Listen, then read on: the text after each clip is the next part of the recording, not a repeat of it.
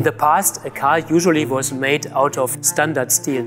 But this is changing now due to two reasons. First of all, the automotive industry is facing tougher and tougher CO2 emission targets. And second, the customers are asking for cars with higher agility. And in order to fulfill these two targets, lightweight design is simply a must. The major challenge our customers are facing is how to join all these different materials together.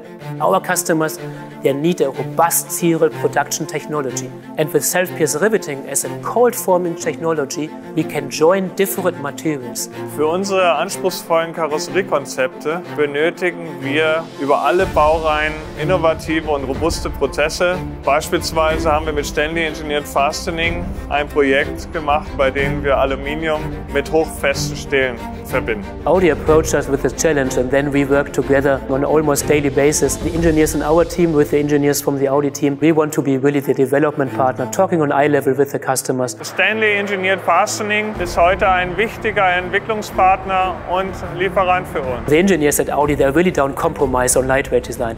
That presents opportunities to us to develop best-in-class solutions in order to make sure that we are meeting the Audi requirements. Together with Audi, we are sharing the same vision, creating a more sustainable future.